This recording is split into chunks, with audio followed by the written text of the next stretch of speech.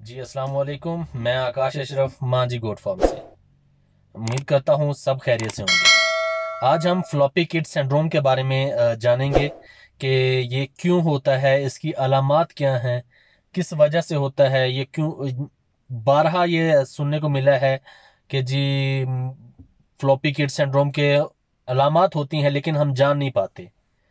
तो इमरान हसन साहब Sidhu goat farm से ये मैंने उनकी पीडीएफ फाइल को जो है ना ये डाउनलोड करके इसको जो है ना मैंने प्रिंट आउट किया है। तो मैंने कहा एक वीडियो की सूरत में भी आपको पहुंचा दिया जाए। अक्सर वो कई बार वो सेंड करते हैं लेकिन हम जो है वो देखते नहीं हैं या हम उनको देखना ही नहीं चाहते कि जो वीडियो में मिल जाए या वॉइस मैसेज में मिल जाए वो हम जान लें।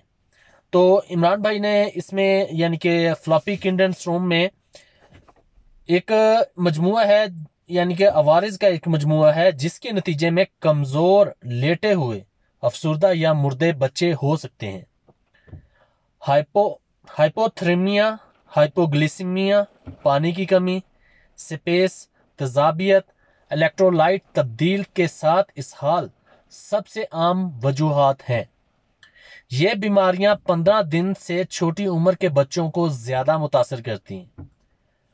फ्लॉपी कैंडन स्ट्रोम किड सिंड्रोम की अलामात मैं आपको बता देता हूं ताकि किसी के भी बच्चे को अगर थोड़ी सी टेंशन हो, बीमार हो या कुछ भी ऐसी अलामात पाई जाएं तो आपको ये पता हो कि ये किस चीज़ की अलामात हैं।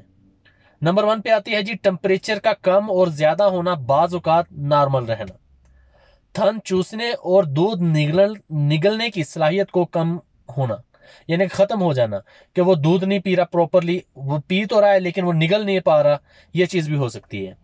नंबर 3, इलेक्ट्रोलाइट की तब्दीलियों के साथ इसहाल, ठीक से खड़े ना होना या लड़खड़ा कर चलना और लड़खड़ा कर गिर जाना, बाज औकात बिल्कुल बेजान महसूस होना कि लगता है बचा गया लेकिन ऐसा कुछ नहीं होता। वो kidney syndrome, floppy kid syndrome का ही एक जो है ना जी मजमुआ है, और वो उसकी वजह से ही अल्लाह माफ कर ये होता है। और उसके बाद शदीद जहनी दबाव, पानी की कमी, कैल्शियम लेवल का कम होना, तेजाबियत, दांतों का रगड़ना। अक्सर हम देखते हैं जी वो हमारा बच्चा जो है ना दांत बहुत रगड़ रहा है, क्या वजह हो सकती है हमें पता नहीं होता उस चीज का। तो ये चीज भी फ्लॉपी किंडर सिंड्रोम की होती है। फॉलज, अचानक से फॉलज आ जाना या पंठों में शदीद कमी, कमजोरी की वजह से भी हो सकता है ये। तो फ्लॉपी किंडर सिंड्रोम में कुछ वजूहात तो हैं जो वो मैं आपको बता देता हूं जी। इसमें लिखा है जी इमरान भाई ने, दूध ज्यादा से ज्यादा पिलाना, कि हम दूध ज्यादा से ज्यादा पिलाना शुरू कर देते हैं। ज्यादा दूध पिलाने की वजह से बड़े बैक्टीरिया पैदा होते हैं और जैसे ही ई कोली लेवल, ई कोली और कोलोस्ट्रेडियम जो ज्यादातर डी लैक्टेट पैदा करता है, तजाबियत में इजाफा करता है और आंतों की हरकत में कमी की वजह बनता है, जिसे सिस्टेमेटिक एसिडोस भी कहते हैं। जबरदस्ती बच्चों को दूध पिलाना, जबरदस्ती हम, कुछ बच्चे दूध नहीं पीते, हम जी जबरदस्ती जो है ना मुंह में थन डाल के उसको दबा देते हैं तो बच्चा के सीधा सांस वाली नाली में भी जा सकता है, तो वो नमूनिया की तरफ भी चला जाता है उस वो चीज, तो वो बच्चे की जान लेने का सबब बनता है या बन सकता है। तो इस चीज का हमने बहुत एहतियात करनी है। अगर बच्चा दूध नहीं पी रहा तो बच्चा भूख की वजह से कभी नहीं मरता। वजह क्या है ये हमें जानने की जरूरत होती है।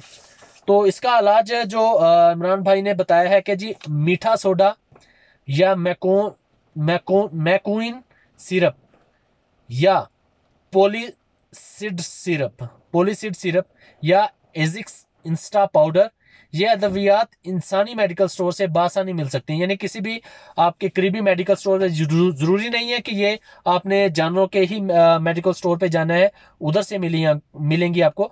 ये आप अपने करीबी मेडिकल स्टोर से भी ये चीजें मिल सकती हैं। तो इन का तरीका इस्तेमाल जो अद्वियात का है वो इन्होंने बताया जी 3 तरीके हैं जिसमें आप इसको इस्तेमाल कर सकते हैं। नंबर 1, मीठा सोडा का इस्तेमाल हमेशा पानी के साथ करना चाहिए। बाज औकात फार्मर हजरात उसे दूध के साथ इस्तेमाल करवाते हैं। जो फ्लॉपी किड सिंड्रोम वाले बच्चे के लिए इंतहाई नुकसानदेह है। कभी भी दूध में मीठे सोडे का इस्तेमाल नहीं करना। कभी भी इस्तेमाल करना है आपने उसको आपने पानी में इस्तेमाल करना है। उसके बाद जी एक जो है ना जी गिलास पानी में 1 चम्मच मीठा सोडा हल करके रख लें और दिन में 3 या 4 बार 4 सीसी पिलाएं। यानी कि 3 दफा पिलाना है या 4 दफा 4 सीसी करके आपने पिलाना है। अगर आपने सिरप इस्तेमाल करवाना है तो वो 5 सीसी सुबह शाम दिन में 2 बार इस्तेमाल करवाना है। ये नहीं है कि उसको 3 बार इस्तेमाल करवाना है। वो जो है ना इंसानी बच्चों के लिए होता है, लेकिन जानवरों के लिए वो 5-5 सीसी सुबह और शाम में इस्तेमाल करवाना है। नंबर 2 पे उन्होंने जी इसका तरीका इलाज लिखा है जी कि सेलिविट इंजेक्शन और एम वाई काम इंजेक्शन या AD3 इंजेक्शन। अगर मुतासरा बकरी के बच्चे को वजन का 10 किलोग्राम या इससे ज्यादा है तो इंजेक्शन गोश्त में भी लगा सकते हैं और जेरे जिल्द भी, जैसे आपको आसान लगे वो हम लगा सकते हैं। ये नहीं है कि गोश्त में लगाना है। अगर आपको डर है कि कहीं किसी नाली में ना लग जाए या किसी पट्टे में ना लग जाए तो कोशिश करें फिर उसको जेरे जिल्द लगा दें, जैसे एवरमेक्टिन लगाते हैं। नोट ये है कि जी इसमें इन्होंने बोला है कि जी MY काम या AD3 इंजेक्शन में से कोई एक आप इस्तेमाल कर सकते हैं। उससे जो है ना आपको दोनों का एक ही फायदा होता है, तो आप उनमें से इस बीमारी में कोई एक इस्तेमाल कर सकते हैं। और अगर बर वक्त तशखीस ना हो सके, यानी कि अगर बर वक्त आपको पता ना चले कि बच्चे की हालत बहुत ज़्यादा ख़राब हो जाए, तो फ्लॉपी किड सिंड्रोम में जो एक ड्रिप मिलती है रिंगर लैक्टेट इन्फ्यूशन, मैं दोबारा बोल देता हूं, रिंगर लैक्टेट इन्फ्यूशन की ड्रिप भी लगाई जा सकती है। तो ये ड्रिप आप लगवा सकते हैं या लगाई जा सकती है। अगर आपको खुद लगानी आती है तो सबसे ज्यादा बेहतर है। अगर आप ये नहीं लगा सकते तो आप किस करीबी डॉक्टर को चेक करवा सकते हैं। इस सूरत में यानी कि आपको पता हो कि कौन सा डॉक्टर जो है ना फौरी आ सकता है और आपके जो है ना बच्चे का ये इलाज कर सकता है। तो ये छोटी सी वीडियो बनाने का मकसद यही है कि जो हम देखते हैं कि बच्चे हमारे बहुत ज्यादा मर रहे होते हैं। हमारे एक दोस्त हैं, उनके 10 बच्चे 3-4 महीने पहले लेकर आए बकरियां, उसके पीछे 10 बच्चे थे, लेकिन वो 5 मर गए।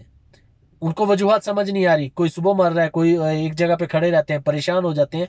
तो ये चीज आपने देखनी है।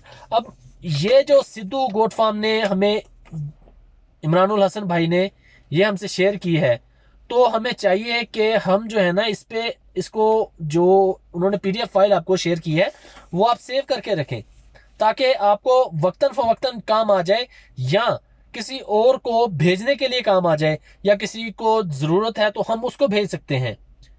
तो ये छोटी छोटी चीजें इमरान भाई आपको बताते रहते हैं, लेकिन हम इस चीज को गौर नहीं करते। तो वो ऑल टाइम जब भी उनको वॉइस मैसेज किया है, ग्रुप में मैसेज किया है, बितल मक्खी चीना पाकिस्तान में मैसेज किया है, किसी भी बीमारी के हवाले से मैसेज किया है, तो उन्होंने उसका इलाज करके बताया है कि इस तरह इलाज करो, इतना ये चीज करो।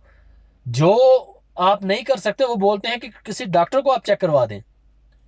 तो ये छोटी छोटी चीजें होती हैं जो हमें इमरान भाई से सीखनी चाहिए। बता वो देते हैं, लेकिन करना हमने खुद होता है।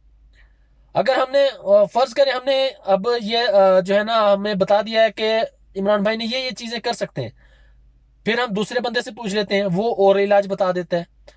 तो ये चीजें जो है ना, ये चीजें हमें नहीं करनी। चीजें वो ही करनी है। अगर इलाज आप दूसरे बंदे से करवा रहे हैं तो दूसरे बंदे से ही करवाएं, इनको फिर ना छेड़ें। अगर इनसे आपने पूछा है तो इनके हिसाब से करें। अब एक दिन के बाद आप पूछ लें कि जी उन्होंने बोला कि जी आपने 5 दिन लगातार करना है जी, वो एक दिन बाद जो है ना जी हमने करके देख लिया जी बच्चा ठीक हो रहा है, तो हमने फिर वही जो है ना एहतियात करनी छोड़ दी और बच्चा फिर बीमार। तो ये फिर वो मैसेज आता है जी कि जो है ना क्या कहते हैं कि आपको क्या वजह है कि वो जी बच्चा फिर बीमार हो गया। क्यों बीमार हुआ? आपने 5 दिन इंजेक्शन लगा दिया, नहीं लगाया, तो फिर क्या फायदा आपका? 5 दिन पूरे करें अगर 5 दिन का बोल रहा है तो। मेरी छोटी सी वीडियो बनाने का मकसद यही था। अपनी दुआ में याद रखिएगा। इंशाल्लाह इसी तरह सिद्धू गोट फार्म की और भी मेरे पास PDF फाइल है, मैं उनको वीडियो की सूरत में आपको शेयर कर दूंगा और इंशाल्लाह आप तक पहुंचती रहेंगी। दुआ में याद रखिएगा। अल्लाह हाफिज।